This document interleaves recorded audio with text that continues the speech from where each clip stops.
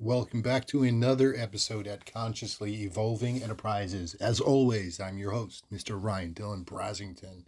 I'm being a little bit quiet right now because it is almost 11 p.m. where I am at the moment, but I hope you guys are here to get some guidance and support, maybe listen to a story of familiarity.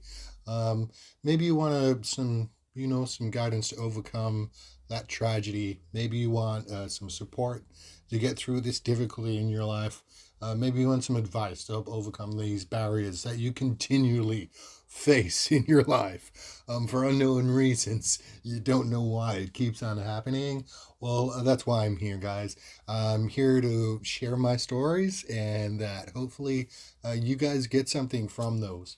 So today's story is from when I was a child. It does contain some major domestic violence. So if you guys are not comfortable with that, I'd turn it off now because this one is a pretty tragic one. And it's something that I needed to address in my adult life, which I have now done. And I want to share with you guys how to overcome those childhood tragedies now that you're an adult. And what do you do when those feelings, those emotions, those memories come up? You have overwhelming feelings of doom, gloom, depression, anxiety for these things that you face. Especially when they happen in the workplace, reminding you of that childhood tragedy. So, look, I know it can be difficult, but it is something we, as an adult, we need to address. And this is what I want to help support and guide you through, maybe give you some advice. Maybe you share some familiarity with my story. And hey, listen to afterwards, and I'll give you guys my three-step process of the professionals and the way I concluded and got closure from my own personal tragedy, which unfortunately was domestic violence. Being a young 8-year-old child and being headbutted by my father, who had come home drunk from the pub one night.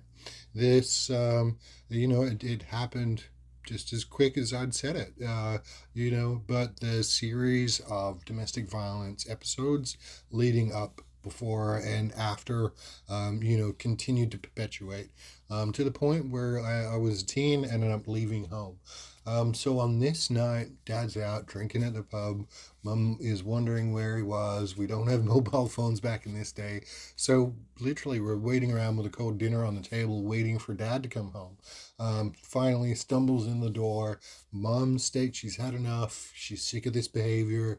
And the next thing I know, my father has my right hand and my mother has my left. And they're playing tug of war with me left and right. I'm in the middle with my head wobbling, going, I don't really know what's going on here. I'm happy they're fighting over me, whatever. So next thing I know, my dad goes, well, if I can't have him, nobody can. And that's when he grabbed me by both ears to the side of the head and smashed his face into mine. Look, at that point, I lost consciousness, dribbled to the floor like a pile of water. Um, and don't remember anything until, a couple of days after when Mom took me out to Uncle Buck's and we got this humongous steak. It was bigger than my face, half the size of the plate. But I do remember it was delicious. But also having that bandage on my face, and going to the X-ray center, and having the X-rays done, and seeing my skull, which I thought was pretty cool. But looking at a broken nose of a 8-year-old child caused by his father, and anyway, at this point, this is a tragedy that I look back on and I go, wow, what happened to this poor kid and how did he overcome, this in his adult life? And for me, guys, look, it was really having that friend that you can rely on to be open and honest with. You know that they're going to laugh. You know that they're going to, have a good time with you telling the story, although it is tragic. They can laugh along with you, as well as cry when the time comes and it needs to be. That you've got that trusted person that you can find, that non-judgmental openness with.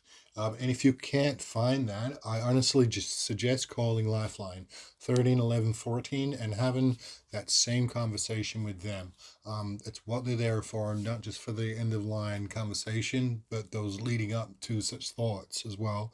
And again, guys, if you like the way that I overcome this in a real detailed event, or a detailed situation, I suggest you guys continue follow the links down below, and I will share my 3-step process. And if you're really want to make some change today, please find my email, which is above. You can email me and we'll organize a consultation, and we'll go from there. Yeah, excellent. So guys, thank you so much for sharing and listening to today's story. I know that such a tragic incident for a child can be hard to listen to, let alone overcome as an adult. So I really want to share with you guys some of those instances where I felt closure, whether that was breath work and the organization that I contacted, whether that was the counseling and the organization that I spoke to, and, even to some forms of compensation. Where can I get some compensation for the tragedies that I had as a child that were influenced by my parents, the organizations that I was involved with, public and government organizations as well. Just before we go, I'd like to say one of the reasons I do audio recording is because of that incident, that tragic headbutt that I did receive from my father when I was young. I have extremely dark circles, like major black eyes under my eyes. For me, it's a real ego buster, kicking the balls for confidence. But look, it's one of the reasons I don't like seeing myself recorded, because I look like the Addams Family Uncle Fester. So please forgive me, but it is one of the reasons I do prefer audio. I'm going to look into doing video. I know it reaches more in that, but I want to connect with you guys on the same level that I feel when I do audio. It's something I've practiced, I'm confident with. Where video, I'm like, yeah. Anyway, so please like, subscribe, do what you kids do these days. Cheers, bye.